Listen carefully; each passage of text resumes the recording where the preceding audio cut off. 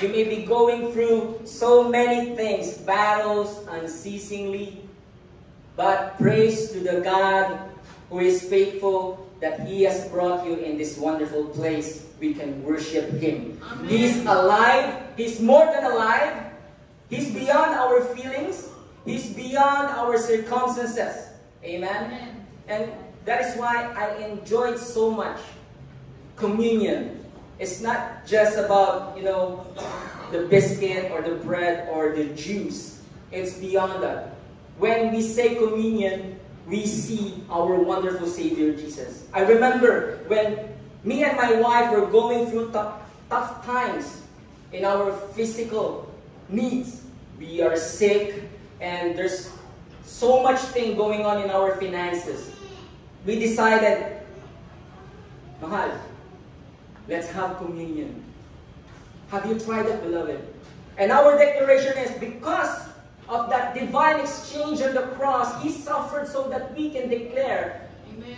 we are victorious. Amen. He said, whatever the enemy has stolen from us, the enemy shall pay back sevenfold. When you say seven, the Bible, it means perfect number. And we continue to declare that in communion until the news came that our finances were returned. And we got healed. All because of coming to the Lord. All because of communion. Amen? Amen. That is a wonderful testimony. And if that happened to us, if you're needing healing, it will happen to you. Amen. Amen. Amen. Say amen, beloved. Amen. Amen. So be it. Give it glory to the God. Yes. Mark 5:34 says, and Jesus said to her, let's read this one, beloved.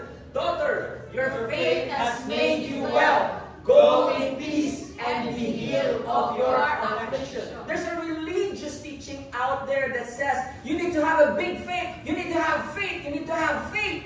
Amen. But is it really all about our faith? Because it says here in Galatians 2:20, let's read this one, beloved. I am crucified with Christ. Nevertheless, I live, yet not I, but Christ lives in me. And the life which I now live in the flesh, I live by the faith of the Son of God, who loved me and gave Himself for me. It says that the faith of Jesus. In the Greek word tuo, say tuo. Tuo. It means of the faith. So is it really your faith or the faith of Jesus? Now when Jesus said, daughter, your faith has made you well, that means, okay, that sick person, bleeding for 12 years, got instantaneous healing and miracle to her body, got healed. Why? Because he was thinking about Jesus. He was thinking that Jesus can heal her. So faith is not coming from us. Faith is coming from Jesus.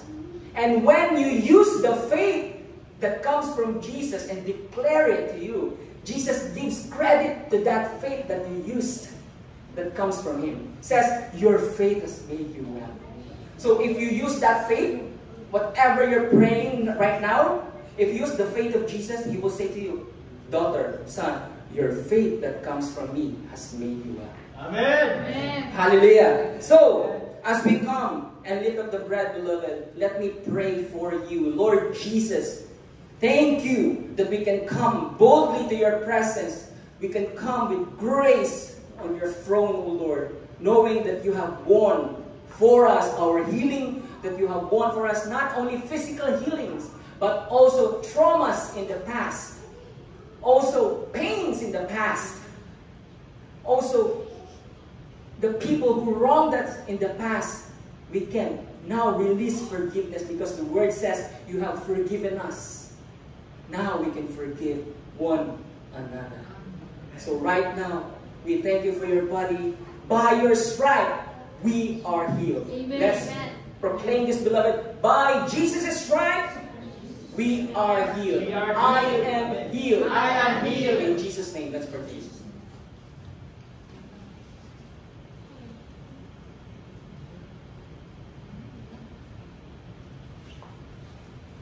As we lift up the cup, the Bible says that our old self is dead in Christ. Our dead self, our old self has already been crucified in Christ. It is Jesus who lives in us today. We can no longer improve our old self. So we declare our newness in Christ, that we are forgiven. Say this prayer, beloved. I am forgiven. I am forgiven. In Jesus' name. In Jesus' fully forgiven. Fully forgiven. Because of the blood of Jesus. Because of the blood of Jesus. I am the righteousness, I am the righteousness of Christ. of Christ. In Jesus' name. Let's pray. Amen. Let's continue our worship with our giving. We worship God first by receiving, and then we worship God by giving. How wonderful is that? Everything we do is worship. Amen. Whether it be receiving by the communion or giving by the tithes and offerings. Amen? Or everything we do, God is glorified.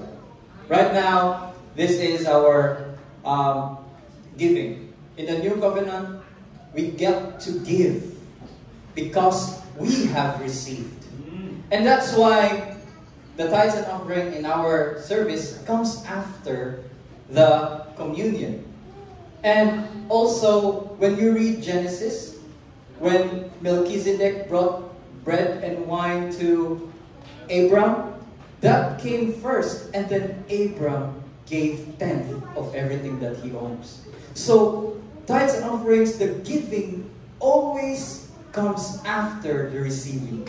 Amen? So, let's read this verse here from Proverbs chapter 3, verse 9 to 10. This is one of my favorite verses. Honor the Lord with your wealth, with the first fruits of all your crops. And then your barns will be filled to the overflowing, and your vats will brim over with new wine. So that is in old language. Honor the Lord with your wealth. That is the first. So what does it mean? It doesn't mean like you just give in church. It means that whatever you do with the 90% that is left, with what money that you left, or what money did not give to church, you still use that to honor the Lord in everything you do, in everything you buy, in everything you invest in. Think of the Lord. And then with the first fruits of all your crops, that is the first fruits of all your crops, this is the best that we give to the Lord here in church. This is the tithe. So whether be it the 90% remaining or the 10%, you honor the Lord. Amen? Amen. Then the barns will be filled to the overflowing. What is the new version of barns today? Your accounts will be filled to the overflowing. So this is not prosperity gospel. Like, we're gonna be rich, madato ta. God is able to prosper us, but to prosper us with a purpose. Amen. Purposeful prosperity. That is the will of God. He prospers us to the overflowing. Why? So that we can give even more. And when we give even more, we prosper even more. It's all just going up. We give, and then we get blessed, and we bless, and then we give. It all begins with that. And this, when we give tithes, when we give our offerings to God, it's like us saying, God, you come first. As God comes first in our lives, in the morning when we wake up, thank you, Lord, thank you, God, for giving me a new day. He comes first. When we buy something, He comes first, even in our thoughts. So in our giving, it's us saying, God, you come first. As we build relationships on God's foundation today, the same principle applies with finances. When we honor God with the first part of our resources, we declare His Lordship.